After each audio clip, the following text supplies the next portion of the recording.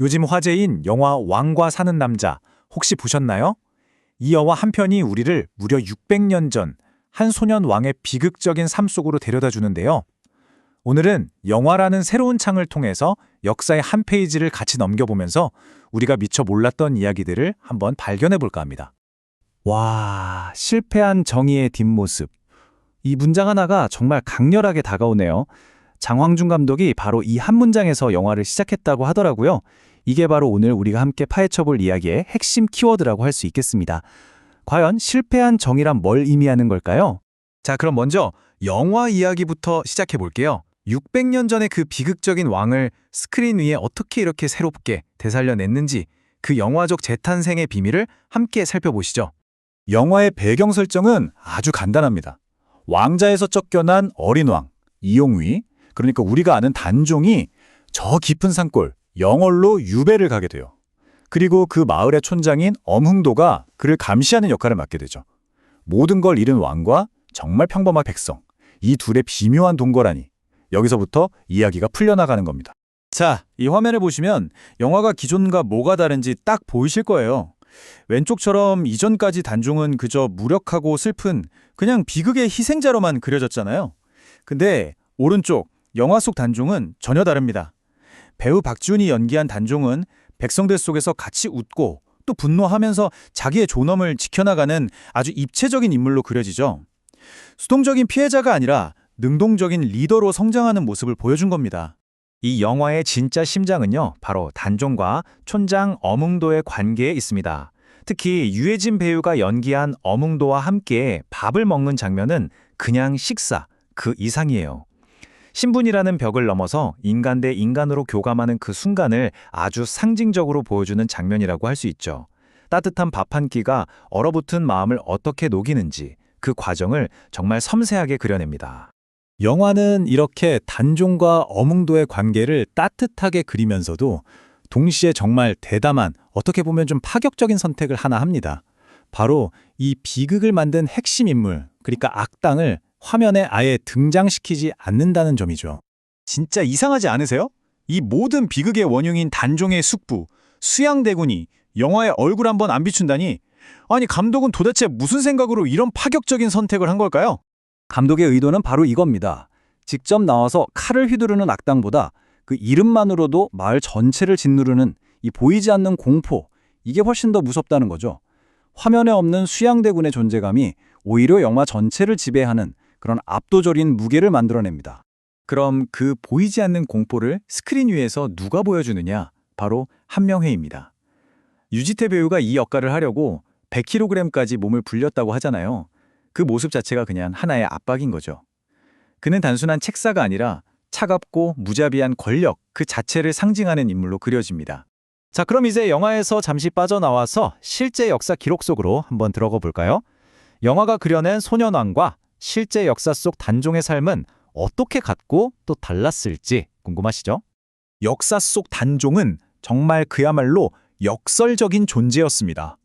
조선 왕들 중에서 가장 흠잡을 데 없는 완벽한 정통성을 갖고 태어났거든요. 근데 아이러니하게도 바로 그게 그의 최대 약점이었습니다. 어머니는 일찍 돌아가셨지. 할아버지인 세종과 아버지 문종마저 금방 세상을 떠나면서 어린 그를 지켜줄 정치적인 보호막이 하나도 없었던 거예요. 그의 몰락은 정말 믿을 수 없을 만큼 빠르고 비극적이었습니다. 이 타임라인 한번 보세요. 12살에 왕이 됐는데 불과 1년 만에 숙부한테 모든 권력을 빼앗깁니다.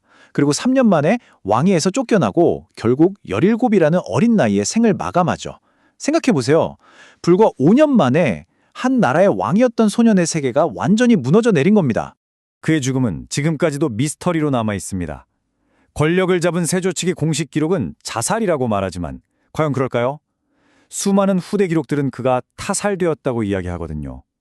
승자의 기록과 패자의 진실, 우리는 이 사이에서 역사의 복잡한 얼굴을 보게 되는 거죠. 이렇게 모두가 권력 앞에서 숨죽이던 그야말로 암흑 같은 시대에, 하지만 바로 그런 비극 속에서도 죽음보다 강한 믿음으로 어린 왕을 지키려 했던 사람들이 있었습니다. 단종을 향한 충심은 크게 두 갈래로 나뉘었어요. 먼저 사욕신. 이들은 목숨을 걸고 저항한 말 그대로 죽음으로 충성을 보인 사람들이죠. 반면 생육신은 불의와 타협하느니 차라리 세상에서 사라지겠다. 삶으로 저항한 분들입니다. 방법은 달랐지만 죽음으로 또는 삶으로 보여준 그들의 충심은 역사에 깊은 울림을 남겼습니다. 그리고 여기 영화의 또 다른 주인공, 바로 엄흥도가 있습니다. 네, 이분도 실존 인물이에요. 무슨 대단한 권력가가 아니었습니다. 영월의 아주 작은 말단 관리였죠. 하지만 그는 역사에 길이 남을 정말 위대한 용기를 보여줍니다. 당시 세조가 아주 서슬퍼런 명령을 내립니다. 단종의 시신을 거두는 자 3족을 멸하리라. 결국 왕의 시신은 강물에 버려졌어요. 모두가 두려움에 떨고 있을 때 바로 이 엄흥도가 나섭니다. 옳은 일을 하다 죽는 건 괜찮다면서요. 목숨을 걸고 강물에 버려진 시신을 수습해서 자신의 선산에 고이 묻어줍니다. 만약 이분이 아니었다면 우리는 오늘날 단종의 무덤을 볼 수 없었을지도 모릅니다. 자, 이렇게 한 개인의 용기가 지켜낸 어린 왕의 마지막. 그렇다면 그의 이야기는 그 뒤로 어떻게 기억되었을까요? 마지막으로 이 실패한 정의가 시대를 넘어 어떻게 살아남았는지 그 발자취를 한번 따라가 보겠습니다. 이 부분이 정말 흥미로운데요. 나라가 단종의 명예를 공식적으로 회복시켜주기 훨씬 전에 영월의 일반 백성들이 먼저 그를 마을에 지키는 산신으로 모시기 시작했다는 거예요. 억울하게 죽은 왕의 영혼을 달래주기 위해서였죠.